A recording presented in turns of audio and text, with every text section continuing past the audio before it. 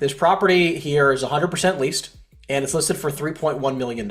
He claims it's a 6.1 cap. So the reason why I wanted to show you this deal is because what a lot of real estate agents do, which I think is the biggest mistake, which also is the reason why I feel like many of them don't sell a lot of properties. Now, he sells a decent amount of property, so not specifically him, but I feel like for a lot of residential agents, they don't see it the same way. So in this instance, what pops out at you? You're looking at this property. We can even just say that this is a lead that you generated, right? You were prospecting or you got a referral. What do you feel like pops out to you as something that maybe gives you some inkling of value? Is there anything that pops out to you? Net operating income. Okay, net operating income. Is this, you were looking at this number here? Okay, great, 190. So we're gonna write down 190. Now, definitely one thing, great, I like it. What else pops out to you? And then it also says for sale at 160 per square foot. 160 a foot, okay, we'd like to see that, 160 a foot. Also a great metric to pay attention to, especially because, you know, industrial or retail properties typically trade on a per square foot basis.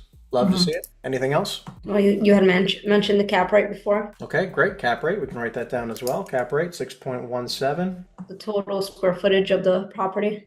Also very important. Oh, great. One other thing I'm waiting for you to pick up on here. I don't know what you picked up on all the numbers. It's okay. It's okay. The last thing is this right here. Yeah, I know. 100% occupied. Now I'm going to tell you why this is actually a make or break of a deal. Okay, which I think is very interesting, which again affects the value drastically. So a couple things real quick. I'm actually going to show you this screen here, which I'm going to give you a copy of this spreadsheet we're going to work on here. So let me actually just share the whole screen. So give me 1 minute. Okay, so here's the deal. Okay, obviously this is very intricate. You're going to learn. I use this spreadsheet every single week. I know it looks complicated. You're going to learn how to use it. I'm also going to give you this link right now so you can jump on into it. All right, it's in the chat.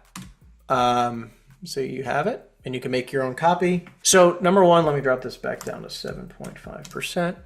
And I'm going to go back to 3.1 million. Well, a couple of things I want to talk to you about, which is first off, he's mentioning that it's 191,000 triple net. What he's not calculating is a couple things, right? What he gave me in the spreadsheet, which was just taxes and insurance. And then he says that they pay utilities. But as you can see, there's a lot of other expenses that he's not calculating into the deal, which again, this is a 40-year veteran, right? Like, so a lot of agents who come in this business, like this is something that as an investor myself, right? You know, I have a fund, so we buy a lot of deals. It has taught me to look at deals a little bit differently than just a broker. So we have to be a little bit more conservative. The blend here is that when you find a good deal as an investor, as a broker, you can sell it in 5 seconds. The problem is that when you are a real estate agent trying to sell a deal and claiming that it's a 6.25 or 6.1 cap, right? Because he thinks it's actually 190,000 net. This property would have sold if it was already 190,000 net. Yeah, and he's not. So the point is that it's actually not 190,000 net. If we go over here to our summary page, you know, I'm looking at not a 6 cap, but I'm looking at a 3.5 cap. If I bought this deal right now with a 7.5% interest rate loan, I'm obviously not going to. So like just like in residential, you have to have a debt coverage ratio, right? When you're getting a mortgage, but it's on you. In commercial, the debt coverage ratio is on the property. That means that I have to make a certain amount of income over and above my debt service. So the debt service here, like you in residential, if my debt coverage ratio was a 0.6, I would barely be getting a loan, which basically is just saying my debt service, all of my cost my income is only 60% of my debt cost. Okay, that's what this is saying. Obviously, I would not be able to get a loan if I only earned 60% of what my debt cost is. I would have to earn, obviously, at least over, you know, in commercial, this number needs to be around 125 to 13 to even get a mortgage. And just to kind of give you some reference, obviously, if you think about it, that like a 1 just means that you're even, right? A 1-to-1 ratio is my expense and my debt cost is equal to my net operating income, right? So I'm breaking even. Obviously, we want it to be at least 1.3 to, which keeps it's a minimum requirement for a bank. You might get away with 1.25, but 1.3 is a healthy baseline to say I have some profit left over. Obviously, as investors, right, if we're going to go in on a property, we would love for this property, the DSCR ratio to be as high as possible, right? We want it to be a 2. We want it to be double, right? I mean, that would be great. I mean, that's very rare.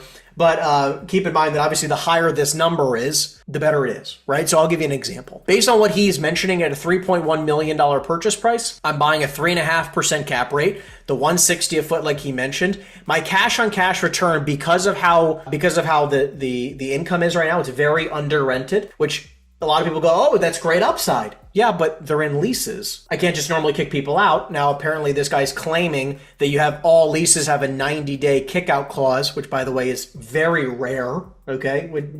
That's not a normal thing. However, and I even put that in this situation here, but I was saying here, they're rented at about $12 a foot today, and the future value, which this is gross. So that means what happens when you have a lease that's gross rent, that means the tenants pay the landlord pays all the expenses. Gross rent, landlord pays everything. Mm-hmm. Triple net means the tenants pay everything, which obviously as a landlord, which one would you prefer?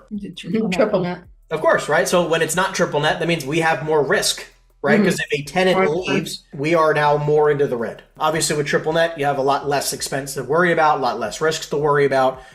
It is much more preferred when it's triple net. And obviously, if I say to you, hey, I'm making $250,000 on my property, the value of this asset can be drastically different, whether it's gross or it's triple net. Drastically different. Like eons different. Like if this was hypothetically, because this property generates about, let's see, a total here at the bottom here, 225,000 gross, 225 gross versus 225 net is a very different value. Because if you just take off of a percent cap rate, right? Think about how different this is, right? If you take 225,000 divided into a 7% cap rate on your calculator right now, we can do that quickly. I just want to show you the difference here. So if you have 225 divided by 7%, which I'm just going to do on my calculator here, okay? And then I'm just going to hit equals. It's $3.2 million.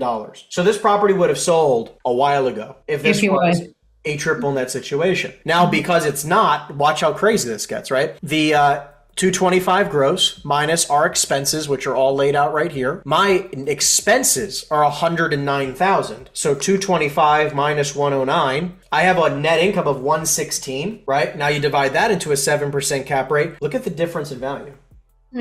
Half.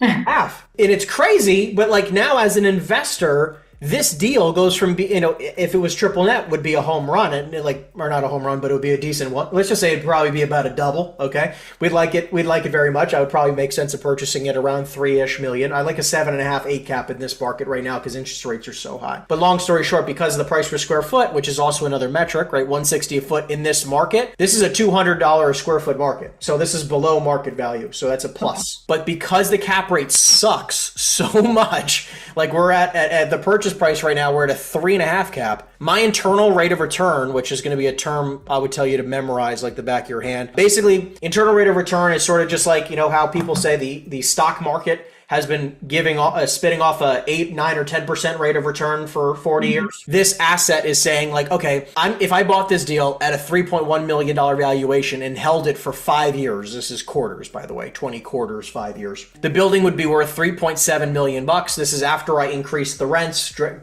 kick everything up in rents, get it back up to market value. I would only make roughly a 10% rate of return. So it's like, think about it. If your money's in the stock market and you're a stock guy, why would you invest in this deal? You probably wouldn't. Because again, real estate is, for somebody who's been invested in the stock market, some people would just, can think that might be less risky than real estate, right? This is work. This takes work. Stock market, you could just put money in a stock and maybe it goes up, it goes down, who knows? So anyways, like this is something I just wanted to point out to you because I feel like this is a big misnomer, because just because the guy says it's 191 triple net doesn't mean it is.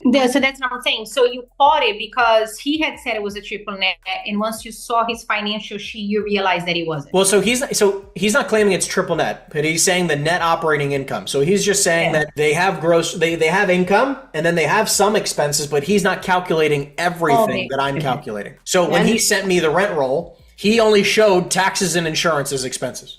That's all he said. Gotcha. And I'm like, what about a vacancy rate? Because it's not always going to be 100% occupied. What about a management fee? Oh, he manages it himself. Okay, so then just nobody pays a management fee, right? So there's just some things that even a 40-year veteran isn't paying attention to and possibly wondering why no one's buying it. Because this property, I don't remember how long it's been on the market, but let me see. Here you go. It was on the market since June of last year. When I look at these types of deals, I want you to think like an investor first, right? It's saying, okay, like this is what this spreadsheet's for. Practice utilizing it because like anything can sound great. Like the metrics overall looked decent, right? Netting 191,000 per year, 6 cap day one. The price per square foot was pretty good. It's 100% occupied, which is nice to always see. And all of a sudden you go through all the metrics, you're like, oh, this is why it's not selling.